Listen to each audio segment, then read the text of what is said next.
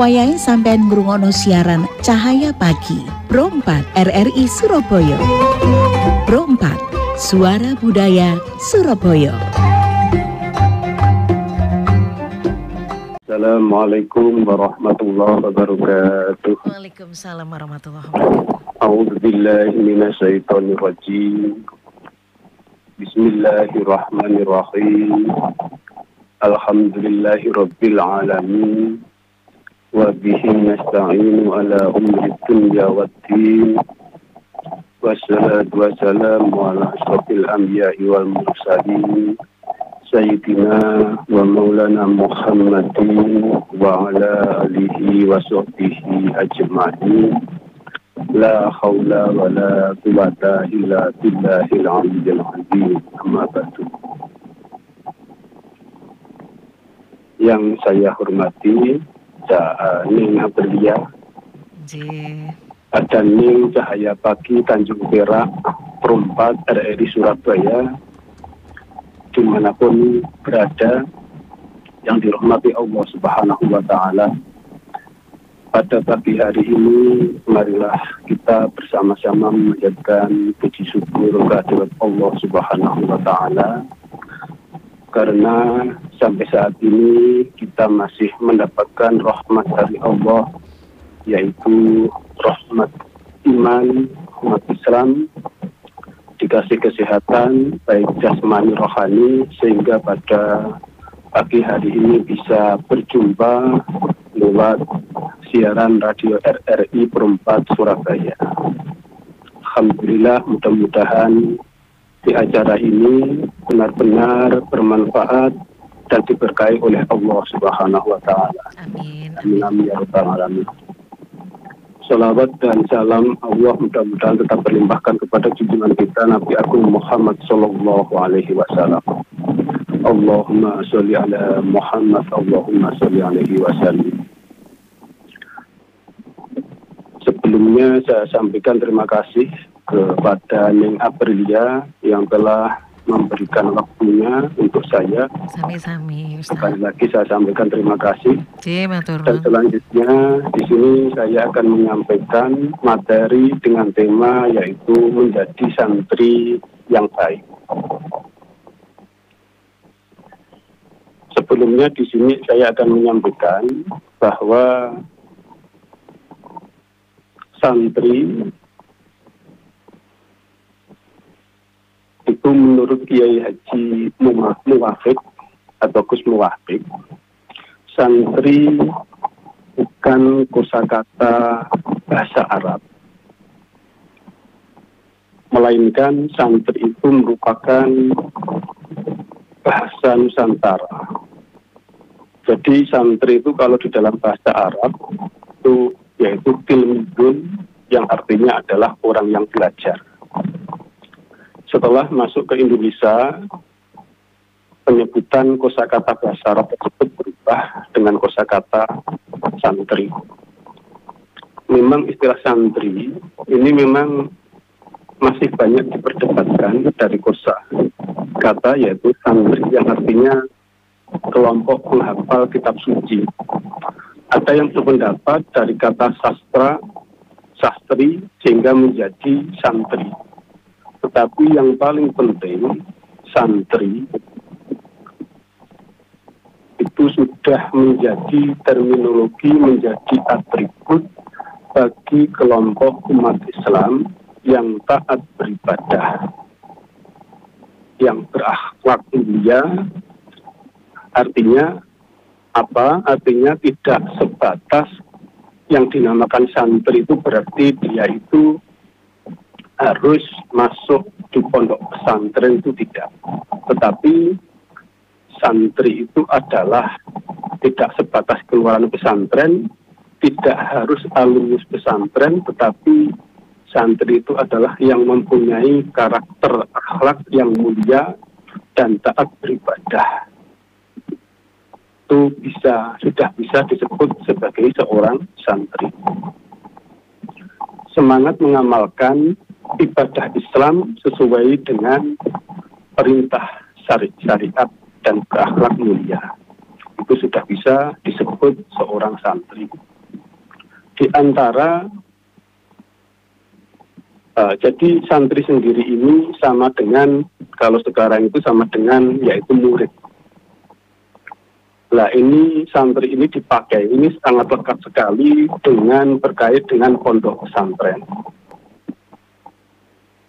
Di antara karakter yang dibangun khususnya oleh para aulia, para kiai, sebelum Indonesia merdeka, itu para aulia, para kiai ini sudah mendirikan yang namanya yaitu pondok pesantren. Jadi para wali, para aulia ini mendirikan pesantren sebelum Indonesia ini merdeka. Nah, para wali, para ulama ini mendirikan pesantren ini dalam rangka yang pertama adalah membangun umat Islam yang beriman, berakhlak, beribadah, rukun, damai, bersaudara, jauh dari permusuhan, pertengkaran, jauh dari konflik, dari radikalisme. Nah, khususnya kalau pondok pesantren itu kebanyakan itu pertama kali didirikan oleh ormas organisasi yaitu Nahdlatul Ulama. Jadi para kiai-kiai NU dulu itu mendirikan pondok pesantren. Ini dia itu entah diperintah atau enggak diperintah. Ini beliau ini pasti menyampaikan yang namanya yaitu ukhuwah Islamiyah. Dia menyampaikan ukhuwah watoniyah, yaitu mengajarkan supaya masyarakat itu tidak melaksanakan hal-hal yang bertentangan dengan agama. Jadi istilahnya menjauhkan dari hal-hal yang dilarang oleh agama. Di antara karakter yang dibangun oleh para ulama, para kiai, yang paling utama adalah yaitu muamalah, muasyarah, musahabah bil husna, mu'afalah bil ma'ruf. Yang artinya adalah santri itu mendapat doktrin yang sangat intens dari para kiai agar menjadi seorang yang pandai bergaul, bisa berteman, pandai bermasyarakat. Sudah barang tentu hal ini dibekali oleh beberapa ilmu pengetahuan oleh para kiai, para ulama, beberapa strategi dakwah dan lain-lain. Dan yang paling pokok adalah muamalah, muasyarah, bagaimana nanti hijrah di tengah masyarakat ini, santri ini bisa diterima di semua pihak. Maka sebenarnya santri itu merupakan cikal bakal prinsip nilai-nilai kebangsaan, baik itu lintas agama, lintas budaya, lintas suku, lintas kelompok, karena santri ini dibekali oleh para kiai dari pesantren supaya pandai bergaul dan bisa bermasyarakat. Jadi di sini para kiai, para ulama melarang, menyampaikan tidak boleh bermusuhan kepada siapapun, walaupun di situ berbeda agama. Wala udwana illa ala dzalimin, kecuali orang-orang yang zalim, yaitu orang-orang yang melanggar hukum. Ini baru dianggap musuh. Selama itu tidak dianggap zalim, maka di sini walaupun beda agama, beda suku, beda ras, budaya, maka ini tidak bisa dijadikan penghalang untuk membangun persahabatan. Ini yang paling dasar. Oleh karena itu, khususnya pendiri NU, Kyai Hasyim Asy'ari, itu membangun Nahdlatul Ulama. Ini mempunyai 3 ukhuwah. Yang pertama adalah ukhuwah Islamiyah, yaitu ukhuwah sesama Islam, ukhuwah watoniyah, yaitu sebangsa setanah air, dan ukhuwah insaniyah, yaitu persaudaraan kemanusiaan. Oleh karena itu, di sini pondok pesantren ini sangat berperan besar bagi bangsa Indonesia, sampai sehingga Indonesia ini bisa sampai merdeka. Peran yang sangat besar para santri, para guru pada waktu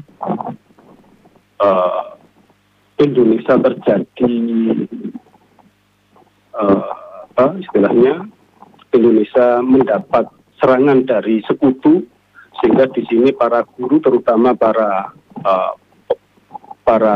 guru, para aulia, para santri ini bekerjasama untuk membela yaitu negara Indonesia ini. Sehingga di sini bisa disimpulkan bahwa para ulama, para kiai khususnya, ini beliau mendirikan pondok pesantren ini secara gak langsung mendidik para santrinya ini untuk membangun tatanan kehidupan yang harmonis. Ini sesuai dengan misinya Nabi kita, Nabi Agung Muhammad SAW, yaitu Nabi Muhammad ini tidak sekali-kali diutus oleh Allah kecuali membawa misi, yaitu akhlakul karimah, yaitu innama bu'istu liutammima makarimal akhlak. Nah, terutama di sini para kiai ulama ini beliau lebih menekankan yaitu pendidikan dari sisi ketiga, yaitu akhlakul karimah. Jadi santri ini harus punya komitmen dengan agama, yaitu dengan akhlakul karimah, dan tetap mempunyai jiwa nasionalis.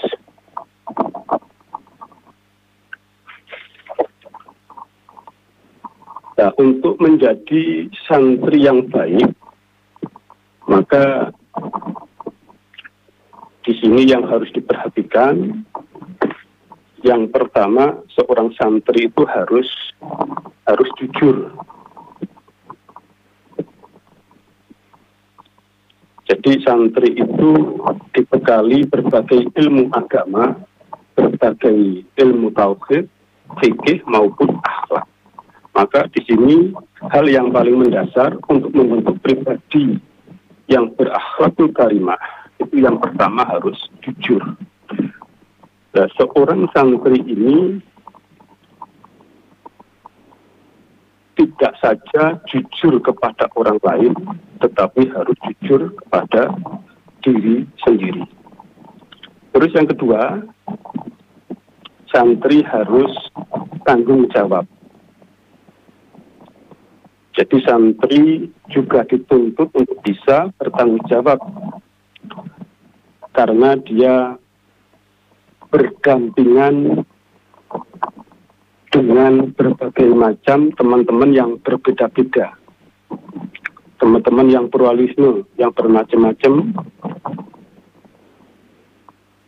sehingga di sini santri harus berkomitmen untuk melakukan segala tanggung jawabnya yang telah dibebankannya,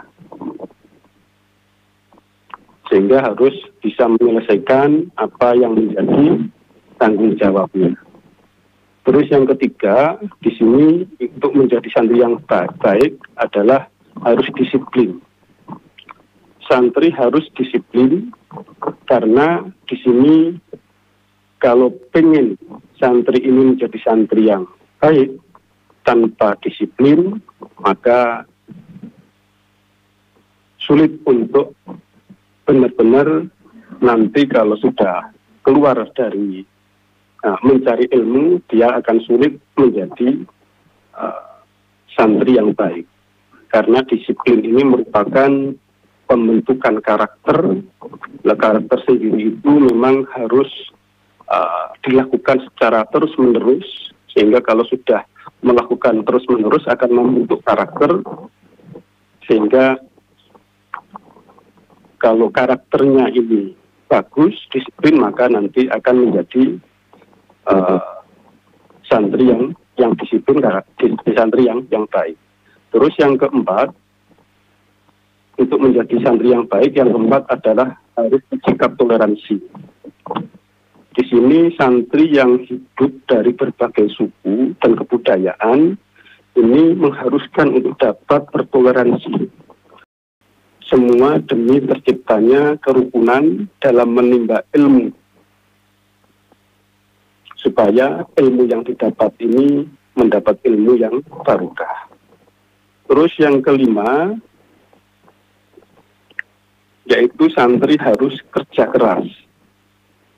Jadi santri juga harus bekerja keras. Ini dimulai dari diri sendiri, dimulai dari tanggung jawabnya, yaitu harus belajar bersama-sama, bersungguh-sungguh, harus fokus pada apa yang telah diembankan di instansi, istilahnya yang telah diembankan oleh guru-gurunya, harus benar-benar dilaksanakan dengan tepat waktu. Sehingga dengan hal-hal itu tadi, sikap-sikap itu tadi dimiliki, maka insya Allah akan menjadi santri yang baik. Dan menjadi santri ini harus harus menjadi kebanggaan bagi kita, karena sampai-sampai karena perjuangan para santri dan juga para ulama, para kiai, para guru, sehingga sampai saat hari ini dengan dengan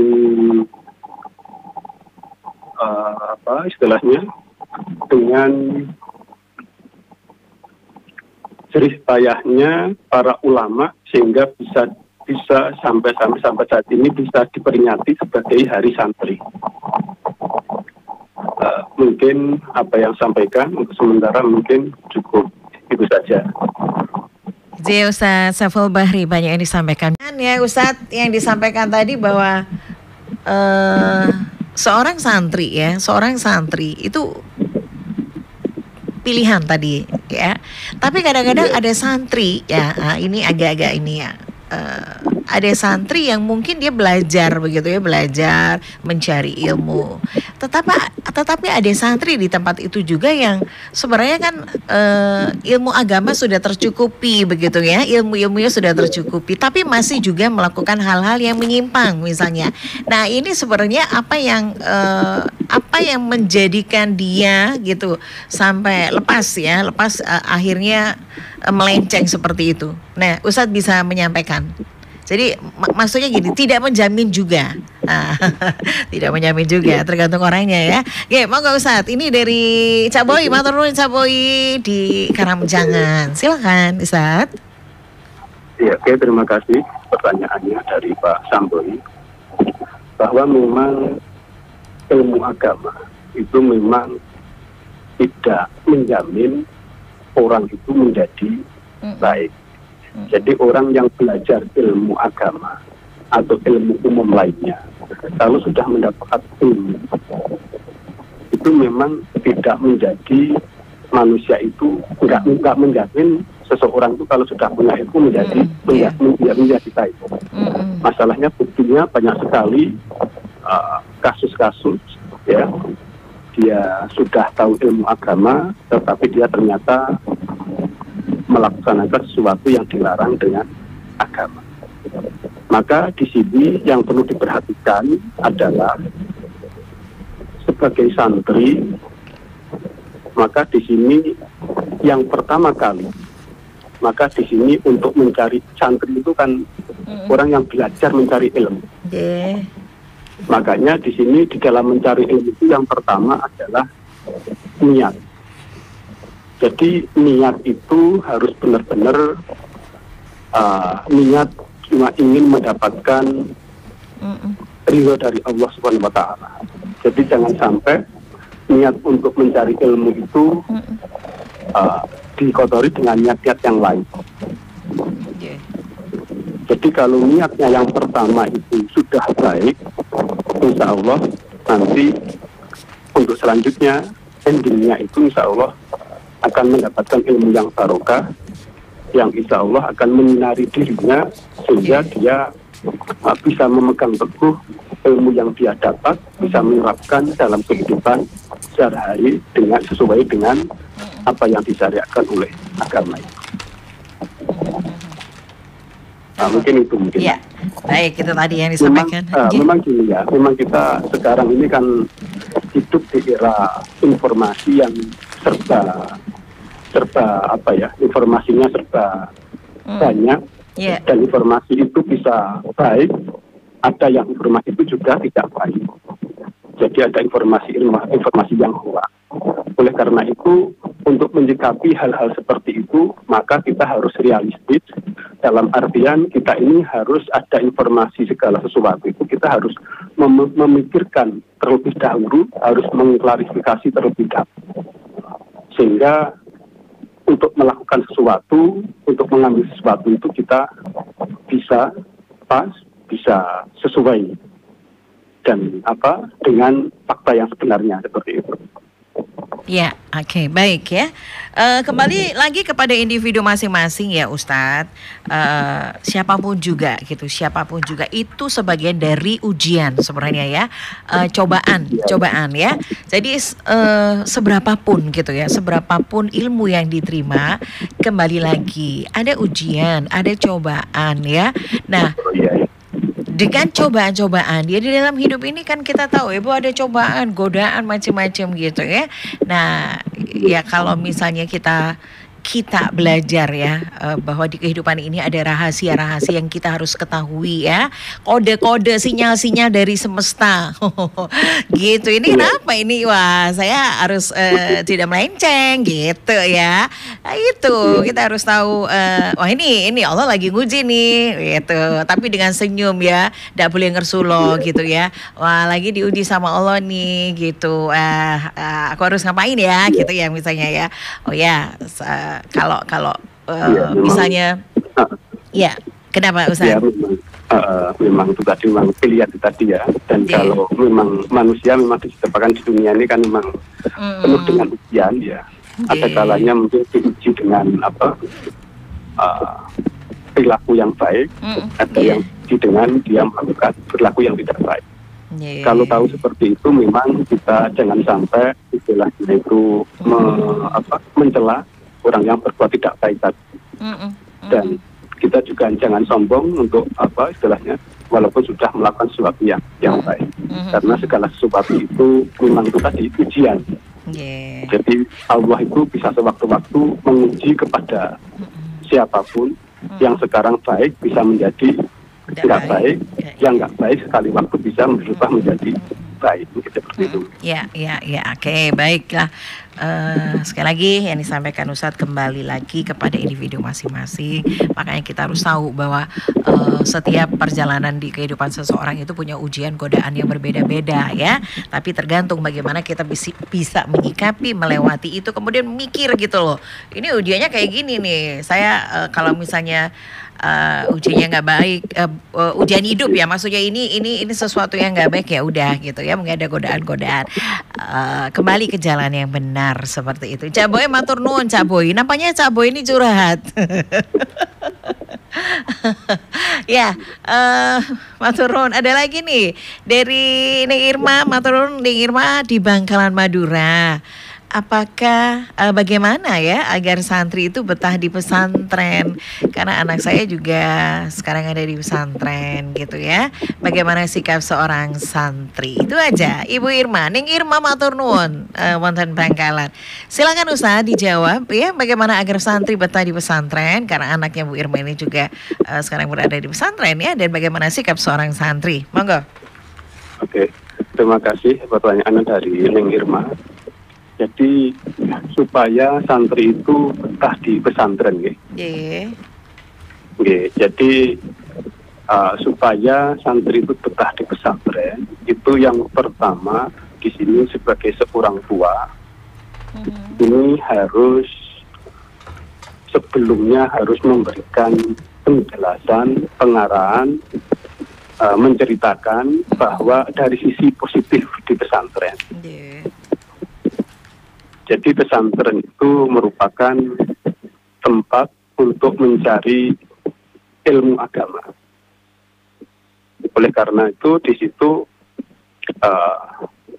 seorang santri itu di situ kan harus dituntut untuk itu tadi, untuk harus jujur, harus tanggung jawab, harus disiplin, harus mandiri, harus toleransi, harus kerja keras. Jadi di situ harus sebagai seorang tua, di situ harus sebelumnya harus memberikan wawasan seperti itu.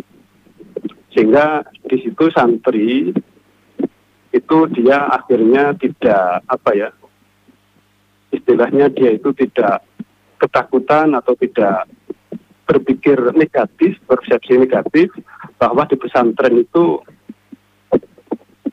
enggak senegatif, mungkin ada informasi dari luar yang enggak baik seperti itu. Jadi bahwa di pesantren itu suasananya itu enak, mungkin bergaul dengan teman banyak, di sana dilatih dengan harus belajar bertanggung jawab atas tugas dan tanggung jawabnya, punya teman banyak, dan di sana sesama teman harus memang benar, ya teman memang bermacam-macam ya. Jadi diceritain seperti itu supaya seorang santri ini, anak ini dia nggak takut, dia justru ada keinginan untuk masuk di pesantren. Oke, mungkin itu yang Aprilia mungkin jawab saya. Baik ya. Itu tadi jawaban dari Ustaz Saiful Bahri Ning Irma yang ada di Bangkalan Madura. Tadi yang disampaikan banyak sekali ya bahwa kalau anaknya masuk pesantren ya menjadi santri, jadi percayakan itu pada pesantrennya. Kemudian kadang-kadang kan gini, ada stigma mungkin ya, tidak semua ya Ustadz ya. Kalau ada kejadian-kejadian misalnya di pesantren jadi parno ya, dari paranoid gitu ya orang tua itu ya. Tidak menutup kemungkinan dari jumlah pesantren yang sangat banyak jumlahnya itu pasti ada sedikit banyak, pasti ada hal-hal yang nggak baik, pasti ada. Iya. Cuma Iya, tapi kembali lagi lah, percayakan, nggak usah, artinya itu mikir jadinya nanti kan tidak nyaman anaknya juga kalau misalnya ibunya orang tuanya kepikiran nanti kenapa gitu ya. Jadi anak itu juga nggak tenang. Sudah itu titipkan ya. Titipkan. Masalahnya contoh-contoh lain banyak santri-santri yang di luar sana itu kan banyak santri-santri yang sukses juga. Harus. Itu memang harus jadi pertimbangan juga. Jangan sampai cuma salah 1, 2, 3 ada sesuatu yang nggak baik itu jadi ukuran, itu yang salah. Iya, banyak doa aja, menitipkan itu pasti tempat yang baik. Insya Allah seperti itu, dengan doa-doa Allah tuh pasti menjaganya seperti itu ya. Nah, terima kasih Ning Irma di Bangkalan Madura, banyak yang sudah disampaikan bahwa 5 kunci sukses seorang santri yang disampaikan Ustadz tadi. Jujur ya, apalagi kalau saat sekarang ini jujur itu mahal ya di zaman sekarang ya Ustadz ya. Iya, betul sekali. Jujur. Zaman sekarang itu betul sekali, tidak semua orang itu benar-benar bisa jujur. Betul. Jujur dan tulus di zaman sekarang itu mahal. Jadi kalau ini cak-ning ya punya sifat jujur, tulus itu pertahankan, itu luar biasa ya. Jujur, ini 5 kunci sukses seorang santri yang disampaikan Ustadz tadi. Jujur, santri dibekali dengan berbagai ilmu agama, tauhid, fikih maupun akhlak. Kemudian tanggung jawab. Santri juga dituntut untuk bisa bertanggung jawab ya. Kemudian disiplin, santri ini haruslah disiplin, toleransi, kerja keras. keras seperti itu. Ya, banyak yang sudah disampaikan. Waktu kita tinggal sedikit ya, Ustadz ya. Monggo kesimpulannya Ustadz tentang menjadi santri yang baik. Silakan Ustadz. Oke. Bahwa menjadi santri itu memang pilihan. Tetapi santri yang baik itu merupakan santri yang benar-benar menjalankan ilmu agama yang telah diperolehnya dari mungkin dari pondok pesantren atau tempat-tempat tempat-tempat pondok pesantren yang lain. Dia bisa mengaplikasikan, bisa mengimplementasikannya di dalam kehidupan bermasyarakat. Jadi santri ini harus menjadi kebanggaan kepada kita semua, karena banyak sekali di luar sana dan istilahnya Indonesia, ini khususnya Indonesia. Ini bisa merdeka seperti ini juga tidak lain adalah peran daripada santri. Ini menunjukkan bahwa santri ini merupakan santri ini merupakan sosok yang bisa berbaur dengan masyarakat, bisa berbaur dengan berbagai elemen masyarakat, bisa berbaur dengan masyarakat yang berbeda-beda, berbeda suku, berbeda bahasa, yang mana di sini pada endingnya rumusan santri atau rumusan pondok pesantren ini bisa membangun tatanan kehidupan masyarakat khususnya yang harmonis. Ya mungkin itu kesimpulan dari saya. Baik Ustadz, terima kasih banyak Ustadz Saiful Bahri apa yang disampaikan. Mudah-mudahan ini bermanfaat, pencerahan buat kita semuanya ya. Dan tadi sudah kita bahas tentang menjadi santri yang baik. Mudah-mudahan santri-santri semua juga bisa melakukan hal yang baik. Tadi ada kunci ya, ada kunci sukses untuk menjadi santri. Matur nuwun Ustadz, apa yang disampaikan bermanfaat. Kemudian selamat beraktivitas kembali. Insya Allah di lain kesempatan kita akan ngobrol lagi ya. Salam sehat Ustadz. Assalamualaikum warahmatullahi wabarakatuh. Waalaikumsalam warahmatullahi wabarakatuh.